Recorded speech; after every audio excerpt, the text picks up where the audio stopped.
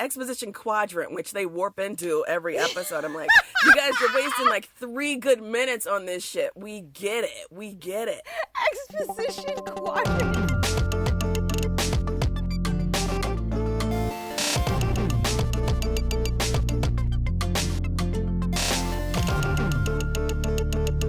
Hello and welcome to the Star Trek Discovery Recap FREQCast. This is another week of this painful show.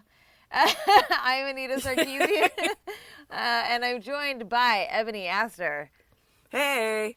Yeah. All right. We're both super tired, so this is going to be a little loopy, and that's okay. I guarantee you every episode is going to start with some excuse.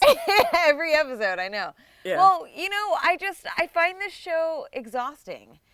It's just like, you know, so, okay, let's start big picture thoughts about this episode. What did you think? Because last week we actually kind of sort of maybe liked that one a little bit, right? Yeah, you know what? I tell you what, I actually kind of sort of like this one too. And Okay. I'm prepared to differ with you, you know, in our pre-podcast prep.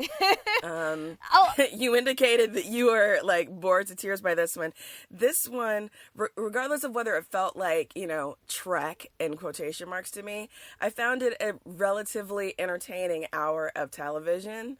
Of course, highlights for me were Stamets almost dying. I was like, oh, Lord, deliver me from my pain. I felt like my prayers had been answered. And then, psych, he was still alive. I don't know why you would think they'd kill off the white dude guy. Like, they're not doing that shit. I thought, like, maybe this show is boldly going someplace I didn't expect it to go. I was like, yo, I did not expect them to, because clearly this guy's set up to be, you know, a major character.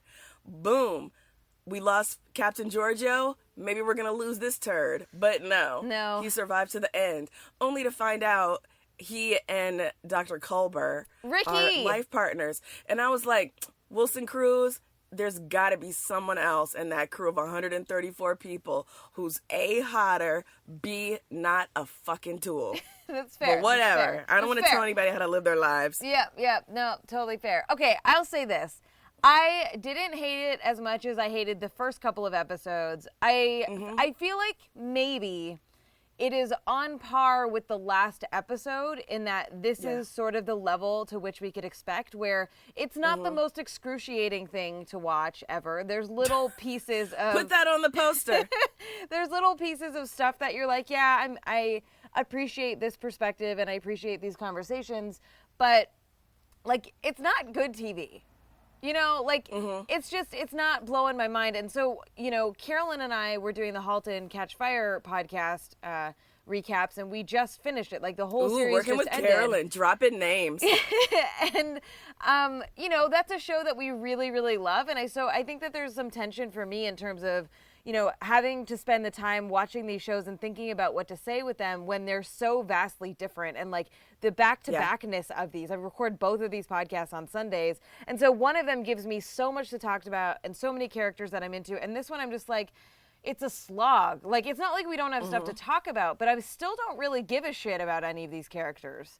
So we'll see how it goes, right? First seasons can be rough. We're here. And I, like you said when we were just sort of pre-show talking, they might be beating us into submission, right? Like, it might just be... and, you know, it could be that. And, you know, I have to say that it only took 5 episodes for that to happen. So clearly my defenses get worn down a lot sooner than...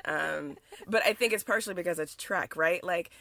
I was explaining this to somebody on Twitter, and I was just like, I feel like this show is like my ain't shit cousin, and they're always going to fuck up, but they're family, so you let them keep coming around and borrowing your money. It's not right. It's not good for either one of you, but it is what it is. You know, they're family. Yeah. So, but yeah, let's get into it. Yeah. Was there anything that stood out for you as being good? Like, actually good? Because I do have a couple of things that I actually really enjoyed. So, I'm liking the morality conversations and the morality discussions around, like, torture and sentience. Right. And, like, you know, here's my problem. Okay. Compose your thoughts, Anita. Okay, Yeah. so I like the conversations around whether the tardigrade is real or not, whether it's suffering or not, whether we care that it's suffering or not, whether war is more important with the whole Machiavelli bullshit of the ends justify the means. Right. I think that, I think the show is cheesy. I think it's heavy-handed. I think opening up with Michael with this sequence, this dream sequence of being like, she feels empathy, right? Like, it was like beating us over the head with that. So I think there's a lot of really cheesy shit in their attempt to talk about stuff that I find interesting. Right? So, yeah. Yeah, absolutely. I found that a really, like you said, it was certainly, heavy-handed and like, in bold print and underlined. But I was glad that they continued to go there. I would have found it more compelling if they had wrestled with it for longer. Because, by the end of the episode, of course, spoiler alert, the tardigrade is set free, right? So now you have to wonder, does that mean that entire conversation, that entire, like, philosophical dilemma, is considered dealt with in the universe of the show? And, of course, it's not dealt with. Regardless of whether Lieutenant Stamets is going to plug himself into the machine every week and get dosed up with tardigrade DNA, the question still remains about exploitation of living creatures, right? And yeah, well, and also I think that, like, they set it up so at the beginning the Admiral is saying, we're on the hunt for tardigrades. Like, we are looking for this thing so that we can put them in all of our ships. So I suspect if the writing staff is smart enough that it's going to circle back around. But the other thing that you and I had talked about is this technology can't exist past the show. Exactly. It's not in any of the other shows. So, like, is this the end of that already? I kind of doubt it. Yeah. No, I think, the show's going to try and, have its cake and eat it too, in terms of introducing cool new technologies that would completely transform, the way by which Starfleet, goes out and explores and yes, conquers the universe. But yeah, they can't have it both ways. And so ultimately, all of those, cool new technologies are going to have to get either destroyed, dismissed, whatever. So we'll see how they choose to deal with them in the future. But yeah, I had hoped that we would be dealing with the tardigrade issue, poor Ripper, for longer than we did. But ultimately, it was almost like it was just a 2-episode, like, special episode. Yeah, totally. You know what else I loved in this episode? What? The hottie Starfleet officer in the jail. I was like... Anita... Sometimes I wonder how you and I can exist on the same planet with such vastly different I didn't tastes. actually like his character, but I was like, you're hot. You're hot. I can stare at you for a while, I guess. Like, get me through this episode. Whatever. Yo, Ash Tyler, right? Like, I made a concerted effort to write down everybody's names because for the most part, people are still boring me to tears. So if I don't write their names down when I see them as I watch with captions, it's not going to happen. Yeah, I call the doctor Ricky because I don't know what his name is, and that was his character in my so-called life. It's Culber. Whatever, I'm going to set myself the opportunity to correct you at every opportunity. But so Ash Tyler, the guy that you thought was cute, boring, whatever. Yeah, totally. Anyways, I was excited. He was part of one of the things that I actually, like, unironically completely enjoyed in the episode, and that was the appearance of Harcourt Fenton Mudd. Shout out to Harcourt Fenton Mudd, classic Star Trek character, and because I had, deliberately avoided any spoilers and talk about Discovery before it premiered, I had no idea that they were going to be bringing back this classic character. And of course, they brought back Sarek and just, fucking dropped the punch bowl on that one.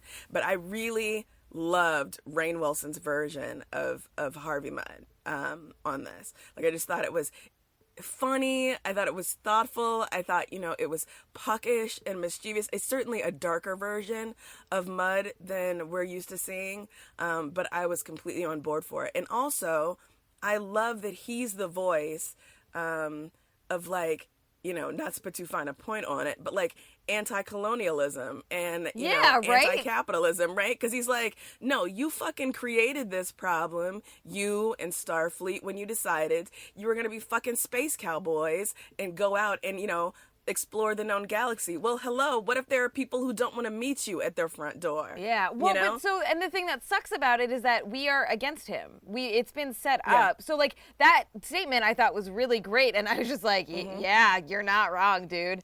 And then, you know, it's set up so that he is deceiving, like he's selling out his cellmates in this awful sort of way. And they abandon him. And so I suspect we're going to see him again at some point if the show continues, because he does that whole, like, this isn't the last of me that you'll see. I actually wrote down the line because it was so cheesy where, I don't know where it is in my notes right now. But it was just like, he says, I'm coming for you, Lorca. You haven't seen the last of Mud, or whatever his name is. Yeah.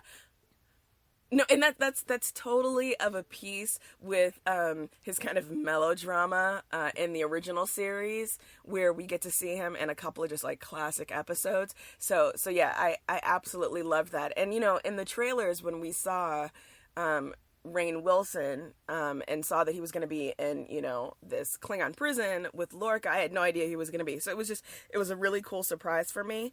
I have to say, despite the resolution of Mud being revealed as the saboteur, like the spy, the mole, to the end, I kept thinking your boyfriend, Ash Tyler, it was gonna be a double cross. Like there was gonna be a twist, and he was gonna turn out to be like actually really digging his, you know, dalliances with the Klingon female commander, and B, like he was gonna be the one behind like selling out the other members of the team. And I still don't like the look of that guy, so I'm fully expecting in future episodes him to be revealed as a mole. Like something does sit right with me, you know? Yeah. Well, and that, you know, like that makes me a little uncomfortable to imply that he's like enjoying being assaulted or whatever's happening there, you know? Right. No, my take was that, okay, this is a really like grand theory that I had constructed in my head. Perfect. But that he wasn't being assaulted because, okay, like our first meeting with the Klingons in the original series involves them looking quite humanoid, right? And it's revealed that it's because of this genetic manipulation that has gone on. So I was like, whoa, what if this Ash Tyler dude is like, you know, like manipulated Klingon, and so he, you know, he's not a prisoner at all, so it wouldn't have been assault because that whole thing was a lie. Right. So you completely, you see what I'm saying? You completely headcanoned the prisoner situation, thinking that he was a Yo, mole inside. I'm writing fanfic as we speak. Yeah, you know, like clearly. I'm into it. Clearly. If it is a safe, sane, and consensual relationship, I'm into it. Yeah, it's the only way that dude would be interesting to me. But so I was like, I think, you know, this guy, there's something off about his reactions. And so I just thought he was going to be the mole, because you knew there was going to be a mole, right? Yeah. But then it's turned out to be, you know, Harcourt Fenton Mudd. You always got to give him his 3 names. And I was like, oh man, I know that, you know, he's always kind of been presented as this disreputable character, but I don't know. I hope we find a way to redeem him. I'm interested in seeing more Rainn Wilson, which is never something I thought I would say in my life. You know, this show really, really makes you just sink way down to the bottom of excitement for things that you never thought God, you it would. does. Yeah, it like does. it sucks all the soul out of everything, that like the little gems that you're given. Yeah, absolutely. So, you know? Okay, so interesting. We had just talked about, without saying, that Lorca, aka Lucius Malfoy, is abducted. Captain Michael Bennett. Detective Michael Bennett. No, what? I'm talking about Lorca being abducted, yo. What? Yeah, no, I'm talking about Lorca. Like, you keep calling him Lucius Malfoy. I'm going to start calling him Detective Michael Bennett. And this is a shout out for a super secret Twitter person who's been listening to the podcast. And right now, this guy is losing his fucking mind. Wait, yeah, good. Why don't you put in little in jokes between you and one other person that nobody understands, neither me? we have, cool. I guarantee you, 3 listeners. So right now, I'm servicing 1/3 of our readership. Can I just tell you, I have not told you, but we have thousands of listeners, actually. So put that in your pipe and smoke it. Are these oh my bots? God, Ebony, be nice to these fine listeners that listen to us do this shit every week. If I don't hear from them at Ebony Aster, then they don't exist to me. Yo. Whatever. Okay, let me finish with this nonsense. Lorca, a.k.a. Lucius Malfoy, a.k.a. Michael Bennett, or whatever the fuck. Yep. Why do I know that name? Because he was on that show, Awake, which lasted for like 2/3 of a season. This is what I love. Someone wrote in to be like, yo, he'll always be this character to me. And it was literally from a show that lasted like 2/3 of a season. That's I was fair. like, oh my God. Fan dedication is the fair, best. Man. I'm you into get attached to actors and characters. I get it. It's all good. You can have that. So anyways, he gets abducted and it's eye rolling and whatever and blah, blah, blah. And he gets tortured with his vision problem that he won't correct because he likes to suffer and because his pain is his fucking like motivation in life or whatever the hell. Right. So because that happens, Saru, who is first officer, gets into command and you watch him grapple with whether he's good enough. So you see him ask the computer to give him like, who are the top 100, the top 10 best captains ever, and what are the things that make them good, right? And it's it's so cute and sad and cute, and he's just like, I want to be good, and the whole episode is about like, how do I be good too? And then at the end when he's like, performance evaluation, nah, never mind, I did fine. Right. And I'm like, that was kind of sweet. I thought so too. I really, like I said, Doug Jones, shout out every episode, because I like the way that, his character is developing. And we see him try on a model of leadership that does not fit him. And so you can see him actively trying to Lorcify himself in this episode and be like more of a badass, right? And be very uncompromising. But ultimately, at the end, it is also Saru who says, I don't care what you do, but go, help the Tardigrade, go help Ripper, save its life. And that's more in line with who he is. And with, the creature that, and, like has this little like threat ganglion or whatever. Like he realizes that there are different models of command, and that he has to find his own way. The one through line in that like BuzzFeed listicle, top 10 Starfleet captains, take a quiz to find out which one you are. Like the thing that they all were was, quintessentially themselves. Yeah.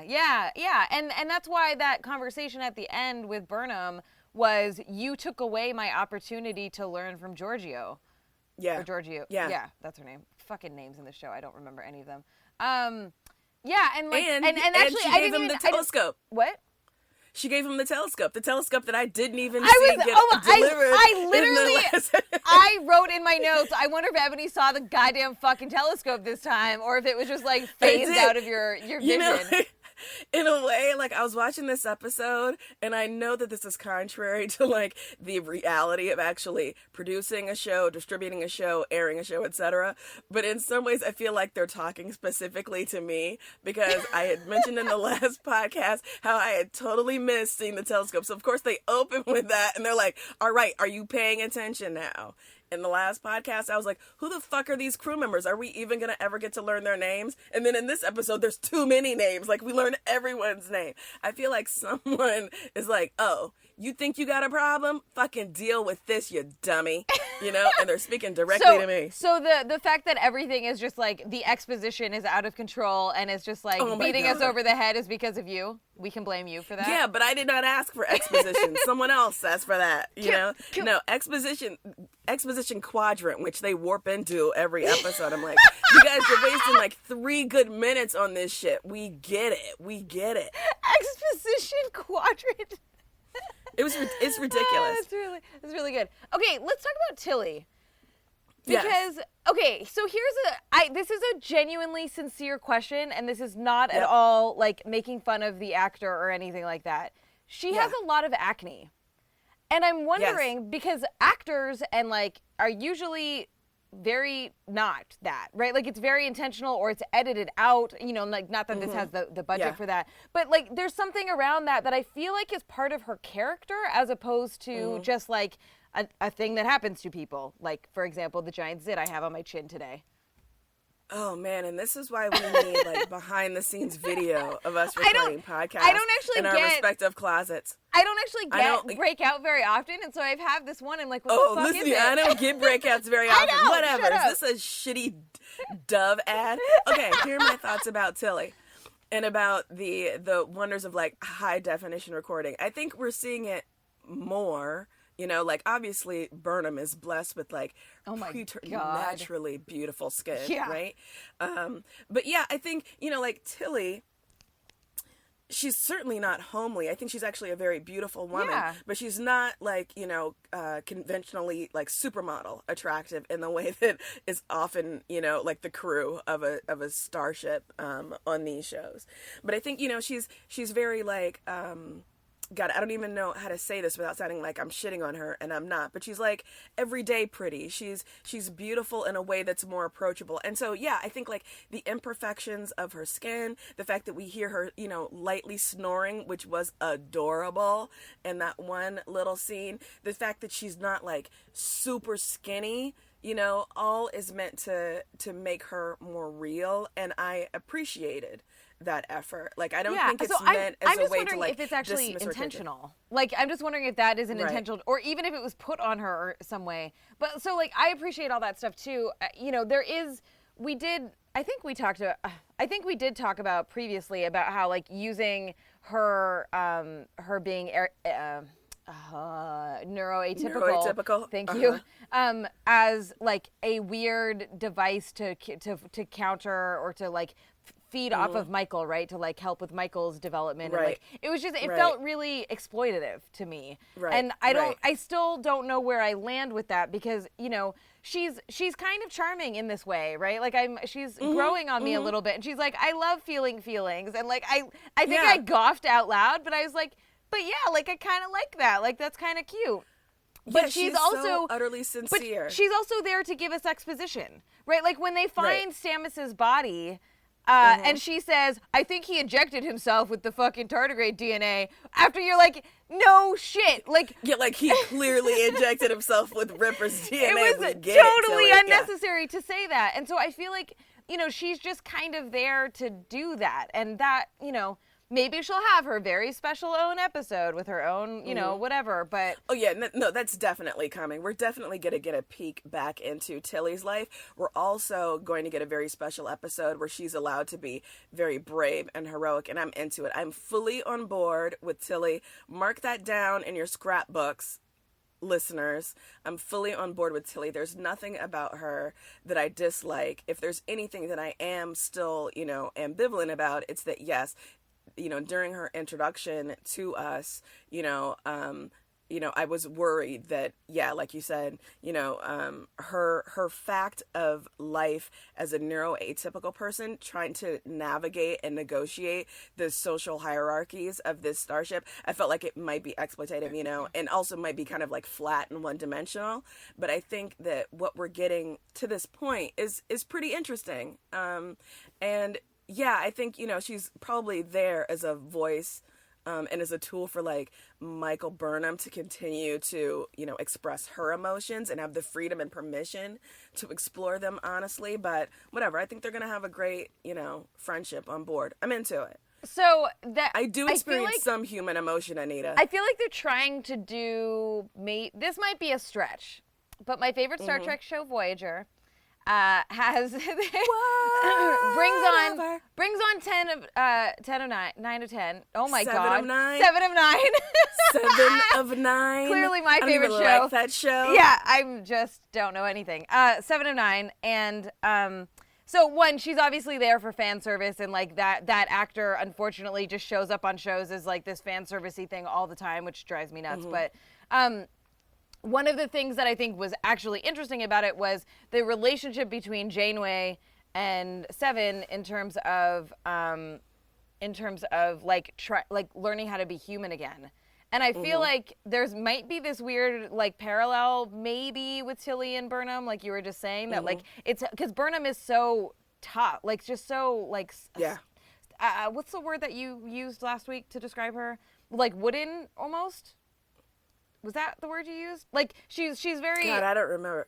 She's very, she's very like emotionally closed off. Yeah, and like I just, you know, still as a residual of her Vulcan training and the trauma she experienced. But I find her kind of flat. Like I find the acting kind of flat. Like I don't feel like there's a, personally for me, like as we're going through it, I still find the depth of the character lacking. Like I feel like it's forced. Hard disagree. Yeah, I know. We totally disagree. But I'm just not, it's not there for me. But if I'm giving it the benefit of the doubt, I'm wondering if there is that kind of relationship where Tilly's way of existing in the world has to be so verbalized. It has to be like explained. All of the emotional moments and cues have to be explained out loud so that she's on the same page with her peers. That it's forcing Michael to talk about things out loud and whatever, right? So, you know, that this might be interesting.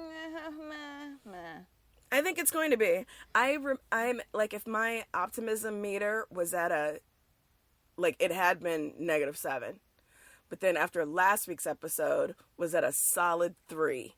I'm at a 3.75 this week. I'm getting there. Wait, is your meter? What's the 1 it's and 1 what's to 10. The 10 in the meter? The 1 is the optimistic? 1 is completely not hopeful. 10 is overjoyed. I want to take it to the chapel and get married. But you just went down.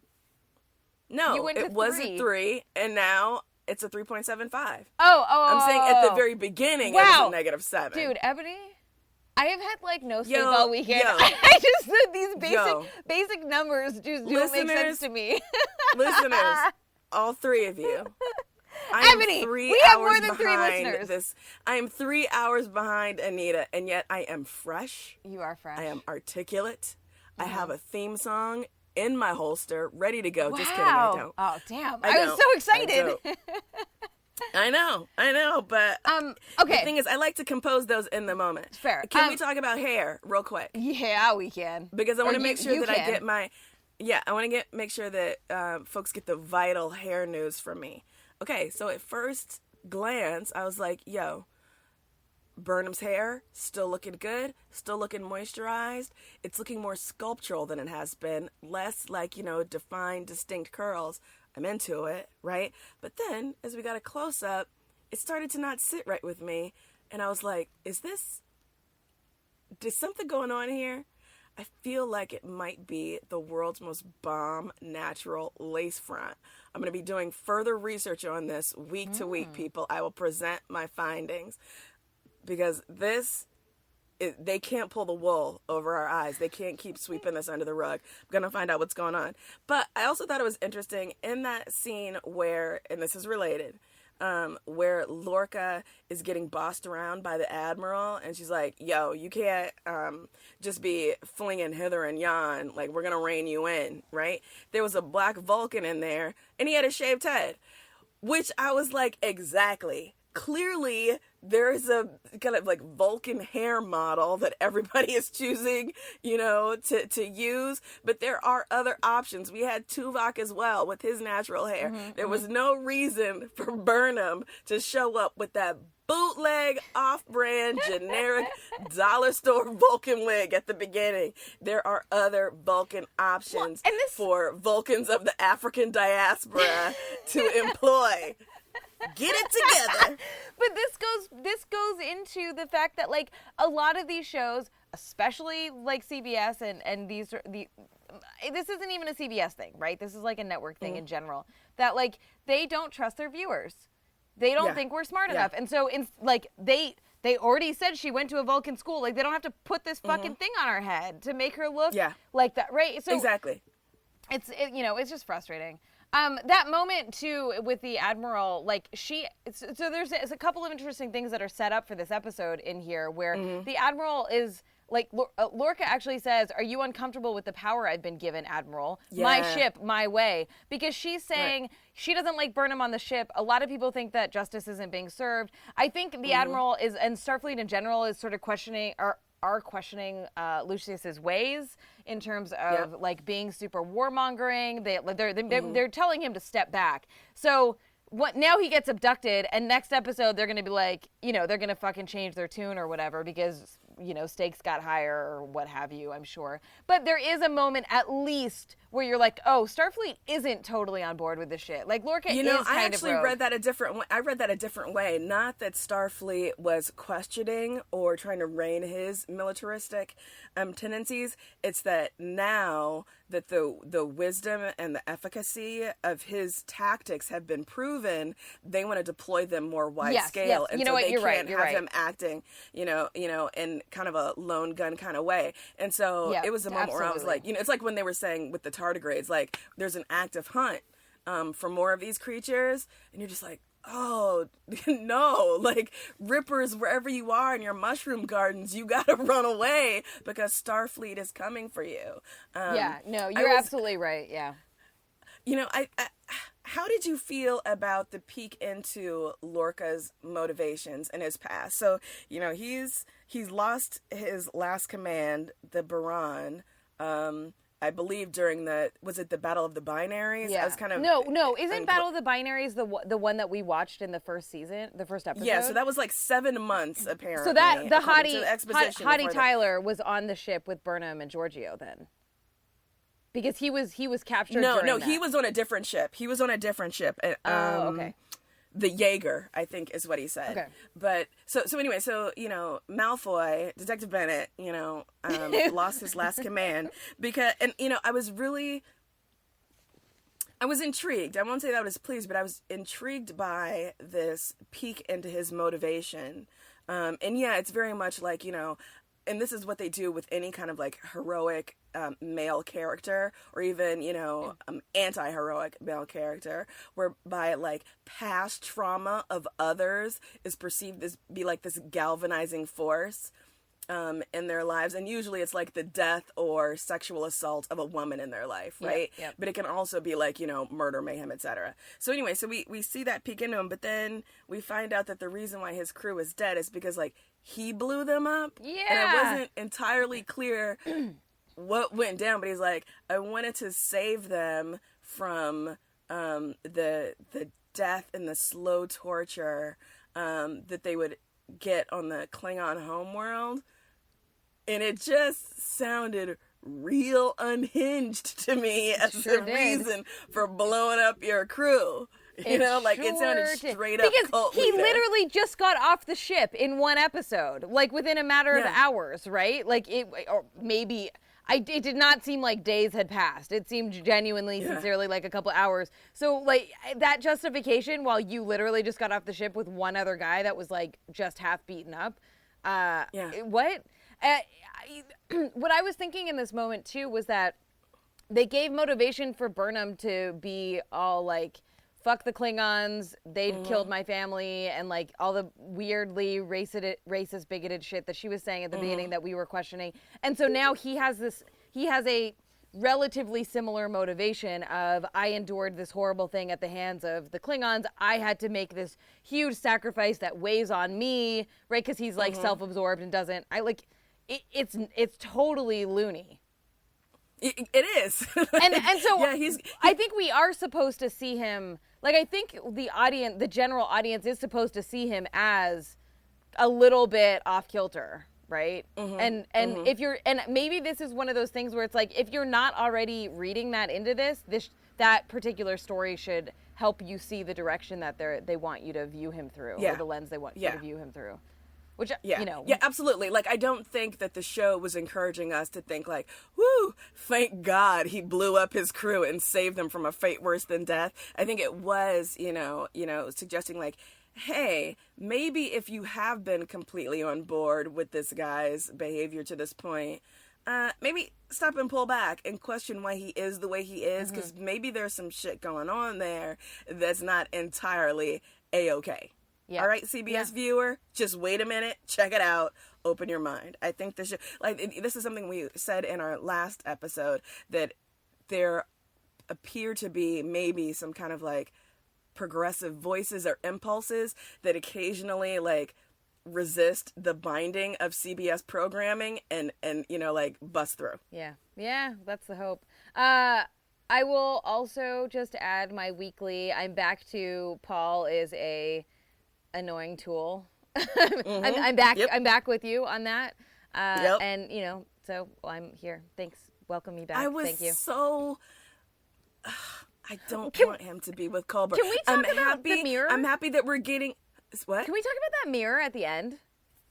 Where so what's going on? Wait, hold on. So the end scene, we have Ricky and Paul brushing their teeth, so they're clearly lovers, right? I don't know if we knew that before that scene, but that was... I think like we knew something was going on because it was that very like, kind of the kind of tension between them spoke to more than just being like colleagues who didn't like each other. Which I appreciate that there is a queer character on the show, or several, I know, and because Star Trek has such a bad history with queer representations in general, like that is one of the like consistent through lines of like totally demonizing any kind of non-super masculine presentations for men.